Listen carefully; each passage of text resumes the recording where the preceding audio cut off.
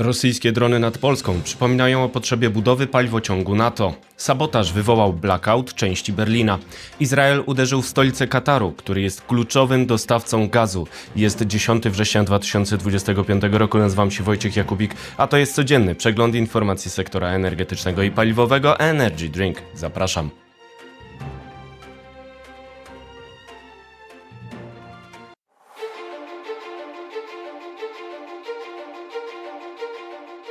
Partnerem kanału Energy Drink jest Orlen. Zaczynamy jak zawsze od informacji dnia. Rosyjskie drony nad Polską to ostrzeżenie. Czas na paliwociąg NATO. Rosyjskie drony naruszyły 10 września przestrzeń powietrzną nad Polską. To okazja do przypomnienia o tym, że Polacy potrzebują paliwociągu NATO w razie wojny, także po to, by zaopatrzyć siły USA. Uwaga, w trakcie dzisiejszego ataku Federacji Rosyjskiej wykonującej uderzenia na obiekty znajdujące się na terytorium Ukrainy, nasza przestrzeń powietrzna została wielokrotnie naruszona przez obiekty typu dron, podało dowództwo operacyjne rodzajów sił zbrojnych. Trwa operacja, której celem jest identyfikacja i neutralizacja obiektów. Na polecenie dowódcy operacyjnego rodzajów sił zbrojnych zostało użyte uzbrojenie i trwają czynności służb mające na celu odnalezienie zestrzelonych obiektów, tłumaczy dowództwo. Podkreślamy, że cały czas trwa operacja wojska i apelujemy o pozostanie w domach. Najbardziej zagrożonymi rejonami są województwo podlaskie, mazowieckie i lubelskie. Dowództwo operacyjne monitoruje bieżącą sytuację, a podległe siły i środki pozostają w pełnej gotowości do natychmiastowej reakcji. Czytamy dalej. Prosimy o zachowanie spokoju oraz przekazywanie tylko komunikatów wojska i służb państwowych. W przypadku natrafienia na fragmenty obiektów prosimy nie podchodzić do nich i poinformować policję, apelują wojska obrony terytorialnej. Drony, które mogły stanowić zagrożenie, zostały zestrzelone. Trwają działania związane z poszukiwaniem i wskazaniem miejsc możliwego upadku elementów obiektów, podaje minister obrony narodowej Władysław Kosiniak-Kamysz. 10 września doszło do naruszenia przestrzeni powietrznej Polski przez drony rosyjskie. Z tego powodu przestrzeń powietrzna została zamknięta czasowo nad lotniskami w Warszawie oraz Rzeszowie. W związku z naruszeniem polskiej przestrzeni powietrznej i uruchomieniem naziemnych zespołów poszukiwawczo-ratowniczych wprowadzono skrócony czas stawiennictwa dla żołnierzy WOT, czytamy w komunikacie tego rodzaju sił zbrojnych. Zagrożenie polskiej przestrzeni powietrznej przypomina o realnym zagrożeniu rozlania się wojny na Ukrainie na terytorium NATO i konieczności odparcia ataku rosyjskiego. Jest to szczególnie istotne przed ćwiczeniami Zapad 2025, które ruszają 12 września.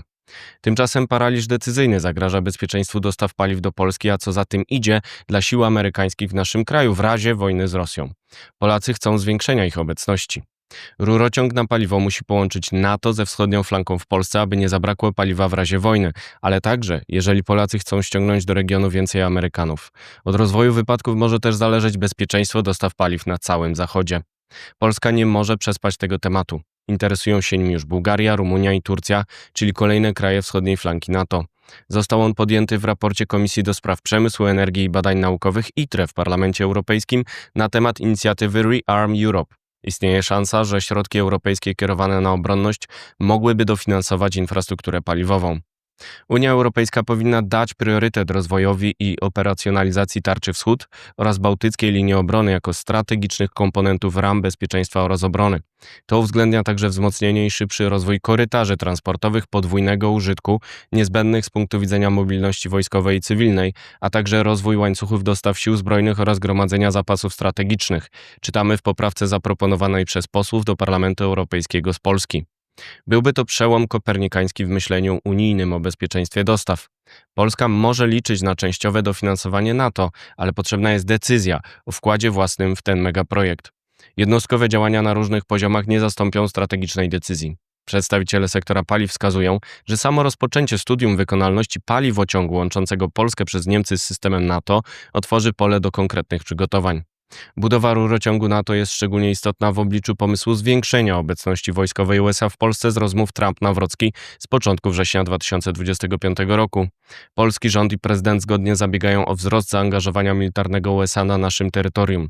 Jednakże Amerykanie bez odpowiedniej infrastruktury nie będą mieli dostępu do paliwa w razie kryzysu. Doświadczenia z Ukrainy pokazują, że sektor energetyczny i paliwowy stają się od pierwszego dnia celem dla wroga pragnącego sparaliżować obronę.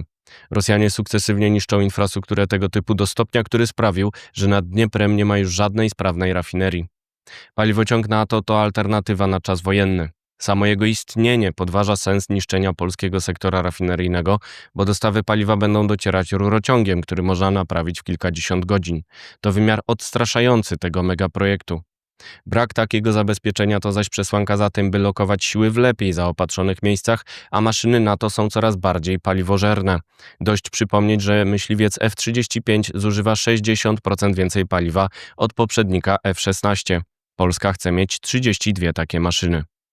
To także gra jeszcze większa niż dostawy paliwa do Polski. Ewentualny konflikt NATO z Rosją uwzględniałby cel osiągnięcia kontroli nad niebem nad terytorium rosyjskim. Sukces Amerykanów i Izraela w Iranie pokazuje, że Zachód ma prymat w tym obszarze. Do tego potrzebne jest jednak paliwo lotnicze. Powinno docierać skutecznie na wschodnią flankę NATO dzięki paliwociągowi do Polski. Według Hagiu Center for Strategic Studies operacja Pustynna Burza w Iraku wywołała zapotrzebowanie na paliwo lotnicze sięgające 33% rocznego zużycia Niemiec. Można tylko spekulować, ile paliwa wymagałaby obrona przed Rosjanami.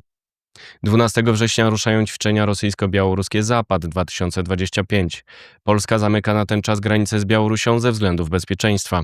To ostatni dzwonek na refleksję nad bezpieczeństwem paliwowym Polski oraz wschodniej flanki NATO. Czas na pozostałe wieści? Na początek z Polski. Blokada granicy. Polska zamknie granicę z Białorusią w związku z rosyjsko-białoruskimi manewrami Zapad od czwartku o północy, podał premier RP. Decyzja ma związek z ćwiczeniami na terenie Białorusi, które ruszają 12 września. Polacy liczą się z możliwością prowokacji ze strony rosyjskiej. Kompromis zapasowy. Rada Ministrów przyjęła projekty ustaw o mrożeniu cen energii do końca 2025 roku i wprowadzeniu bonu ciepłowniczego oraz o zapasach gazu, ropy i paliw. Prezydent RP zawetował wcześniejszą wersję ustawy o zapasach, ale nowe przepisy uwzględniają jego postulat przyspieszenia dostępności zapasów ropy i paliw z 50 do 40 dni. Wygaszanie kopalń. Projekt nowelizacji ustawy górniczej pojawił się 9 września na stronie internetowej. Opisuje świadczenia na rzecz pracowników kopalń mających ulec likwidacji. Zakłada m.in. wzrost dotacji państwa na rzecz spółki restrukturyzacji kopalń. Pieniądze na bezpieczeństwo. Komisja Europejska ogłosiła przyznanie Polsce 43,7 miliardów euro z programu pożyczek SAFE. Polska będzie jego największym beneficjentem. Środki mogą być kierowane m.in. na zwiększenie odporności sektora energetycznego. Pakiet antyblackoutowy przedstawiony przez resort energii i PSE zakłada takie działania. Teraz wieści z Europy. Blackout Berlina. Nocny sabotaż z 9 września poprzez podpalenie 2 słupów wysokiego napięcia pozbawił energii południowo-wschodnią część Berlina. Policja prowadzi postępowanie w tej sprawie. Policjanci znaleźli list anarchistów, którzy mieli na celu kompleks militarny w Adlershof. Węgrzy z Rosją. Węgierski minister spraw zagranicznych Peter Szijjártó przekonuje, że USA nie przekonują Budapesztu do porzucenia ropy z Rosji. Nie było takiej wiadomości, odpiera na rewelację New York Post. Przekonuje też, że Węgry nie są w stanie porzucić gazu z Rosji, bo nie mają dostępu do morza. Mimo to Shell ma ruszyć z dostawami LNG do węgierskiego MWM od stycznia 2026 roku przez Chorwację. Sankcje naftowe.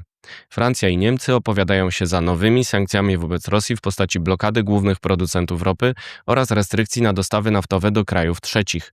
Euractiv dotarł do dokumentów z ich stanowiskami w tej sprawie. 19. pakiet sankcji ma zostać przedstawiony we wrześniu. Jeszcze wieści ze świata. Wstrząs gazowy. Izrael zaatakował siedzibę Hamasu w stolicy Kataru. USA odcinają się od tej inicjatywy. Katar jest jednym z największych eksporterów LNG i ważnym dostawcą do Polski. Katarczycy oskarżyli Izrael o terroryzm państwowy. Prezydent USA uznał, że cel ataku był jego godzien, ale źle się czuje z atakiem na ważnego sojusznika, jakim jest Katar. Chińska dominacja. Według obliczeń ośrodka Ember Chiny odpowiadają za produkcję 60% turbin wiatrowych i 80% paneli fotowoltaicznych na świecie. W ten sposób obniżają cenę technologii, ale także rodzą zagrożenia z zakresu bezpieczeństwa. Polski pakiet antyblackoutowy zakłada certyfikację sprzętu wykorzystywanego w energetyce. Zamrożenie Korei. Rajd na fabrykę LG Energy Solutions w USA skończył się deportacją prawie 400 pracowników tej firmy z Korei Południowej. Według mediów koreańskich ten ruch spowoduje zamrożenie tego przedsięwzięcia, ale także 22 innych projektów koreańskich w Stanach. Fabryka LG miała dać 4000 miejsc pracy. To wszystko w materiałach przygotowanych dzisiaj, następna oczywiście już jutro, więc zapraszam Państwa serdecznie.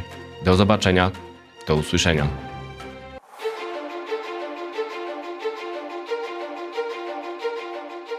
Partnerem kanału Energy Drink jest Orlen.